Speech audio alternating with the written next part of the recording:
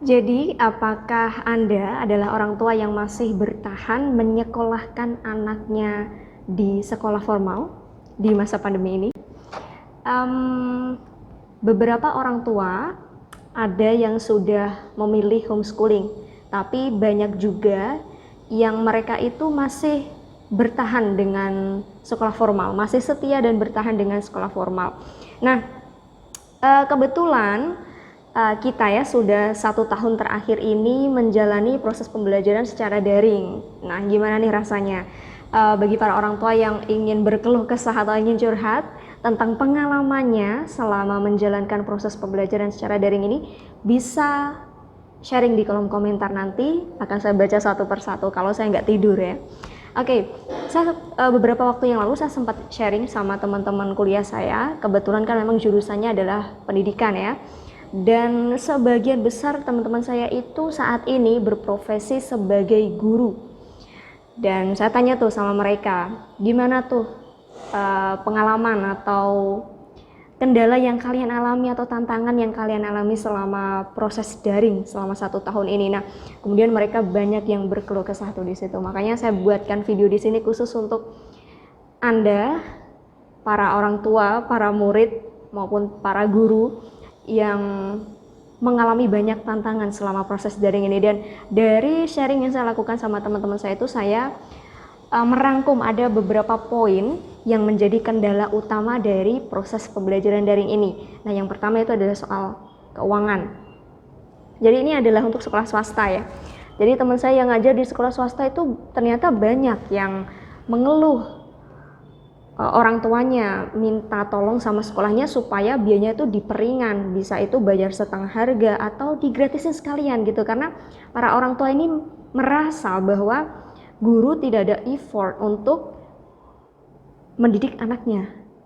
Orang tua merasa atau menganggap anak itu disuruh belajar sendiri di rumah dan itu berarti adalah libur. Maka kalau libur ya harus gratis dong sekolahnya. Itu keluhan pertama yang dialami oleh teman-teman saya.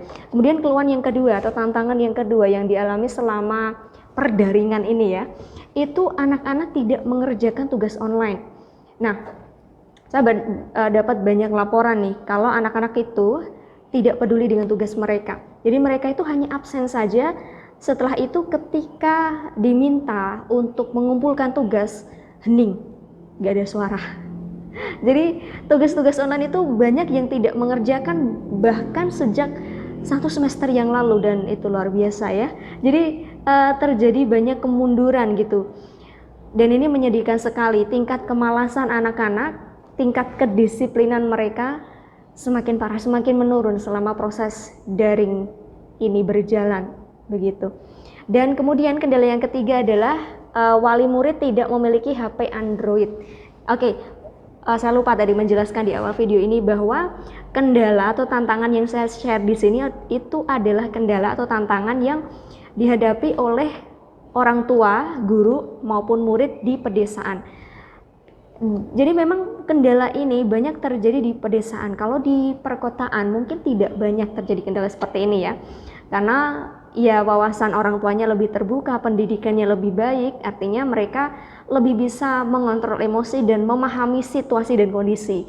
Tapi berbeda dengan di pedesaan, dan salah satunya ini kendalanya yang ketiga itu adalah orang tua tidak memiliki HP Android.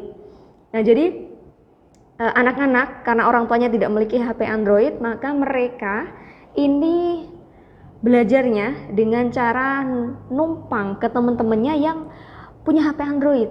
Nah, kasihan dong ya, kadang kita sebagai orang dewasa saja kalau ditumpangi sama teman kita setiap hari, setiap saat, kita males ya. Apalagi ini belajar yang mana kadang ya butuh konsentrasi, butuh fokus. Kalau teman-temannya pada nimbrung begitu ya, meskipun kadang kalau kita di kelas secara bersama-sama kita kolektif gitu ya, ada banyak orang, cuman ini kondisinya berbeda. Ini online, pakai kuota, pakai handphone pribadi, kemudian anak-anak lain pada nimbrung, kadang kita kesal juga. Nah, ada banyak orang tua ternyata di pedesaan yang mereka tidak memiliki HP Android, dan tentu saja ini membuat anak-anak yang orang tuanya tidak punya HP Android itu kasihan. Jadi proses pembelajarannya berjalan tidak efektif. Nah, kadang-kadang kendala seperti inilah yang dijadikan alasan oleh orang tua, oleh murid-murid untuk tidak mengerjakan tugas, untuk tidak peduli terhadap anaknya. Ya gimana Bu, anak saya mau belajar, orang HP Android aja nggak punya, gitu kan, HP-nya cuma bisa dipakai buat nelpon dan SMS. Nah, alasan-alasan seperti inilah yang kadang dijadikan, hal seperti inilah yang kadang dijadikan alasan supaya anaknya tidak perlu untuk fokus belajar dengan proses daring ini tadi. Tentu saja karena minimnya fasilitas. Nah, sekarang kendala atau tantangan yang keempat, yaitu orang tua tidak peduli dengan pembelajaran daring. Oke, saya katakan sekali lagi bahwa ini adalah problem yang terjadi di pedesaan.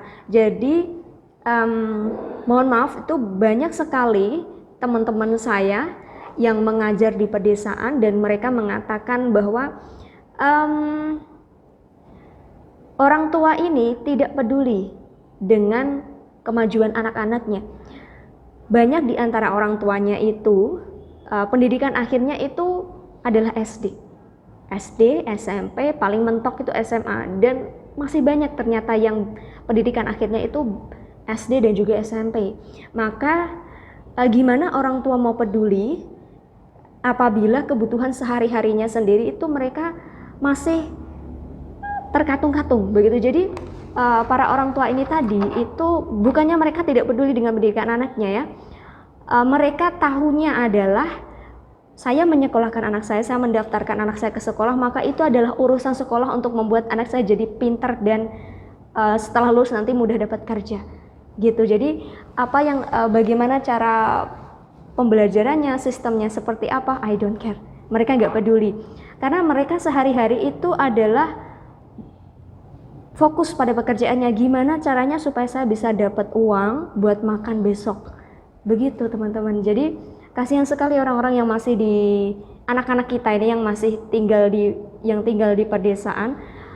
Ini menjadi salah satu tantangan, yaitu dukungan atau support dari orang tua mereka masih sangat kurang. Dan kendala yang selanjutnya, yaitu kendala yang kelima, adalah orang tua tidak mendampingi anak. Nah, sewaktu saya sharing sama teman-teman saya itu tadi, saya kasih dua pilihan. Pilihan yang pertama, kalian mau sekolah ini dibuka secara offline, kita kembali tatap muka begitu ya. Atau yang kedua, kita tetap daring, tapi guru dikasih pelatihan atau skill khusus bagaimana menyampaikan materi secara efektif dan efisien secara daring atau online, dan orang tua dibekali atau dikasih sosialisasi bagaimana mendampingi proses belajar anak di rumah. Ternyata semua teman saya di dalam grup WhatsApp itu jumlahnya ada 13 orang, mereka mengatakan bahwa buka saja sekolahnya, kita tatap muka gitu, akan lebih mudah bagi kita untuk membantu mendampingi anak-anak. Karena seperti yang saya jelaskan tadi di kendala sebelumnya ya, orang tua di pedesaan pendidikan akhir mereka itu adalah SD, SMP, paling mentok SMA. Mereka sibuk untuk cari uang, fokusnya adalah memenuhi kebutuhan sehari-hari. Mereka tidak peduli, bukan tidak peduli, mereka peduli, hanya saja kepedulian mereka itu sebatas mendaftarkan anak ke sekolah begitu. Jadi fokus utama mereka sehari-hari ya bekerja. Jadi karena mereka bekerja, mereka tidak bisa mendampingi anak-anaknya untuk belajar secara daring di rumah dari pagi sampai dengan siang, dari siang sampai dengan sore hari begitu ya. Nah, meskipun orang tua ini nanti dikasih sosialisasi sama pihak pemerintah misalnya supaya bisa lebih mampu untuk memberikan pendampingan proses daring dengan anaknya di rumah, tetap itu akan kesulitan karena ya itu tadi, fokus mereka tuh sudah berbeda dengan orang-orang yang ada di kota. Mungkin kalau kita di kota itu bisa nyewa tutor secara khusus untuk anak kita, tapi berbeda dengan orang tua yang ada di desa, dan itu menjadi kendala tersendiri yang cukup sulit untuk dipecahkan. Jadi itulah 5 tantangan yang dialami oleh orang tua, murid, dan juga guru di pedesaan.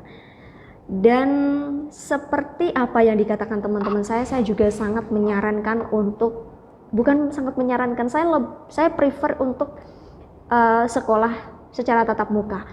Apa nggak bahaya Miss nantinya kalau sekolah dibuka kembali gitu ya? Bahaya atau tidak itu tentu saja tergantung dari kesiapan sekolah dalam menyiapkan protokol kesehatan untuk anak-anak didiknya, begitu. Dan kalau nunggu corona selesai, corona itu nggak akan pernah selesai. Jadi kitalah yang harus menjaga diri kita, mulai dari kesehatan, kebersihan diri, dan juga kesiapan mental kita, begitu.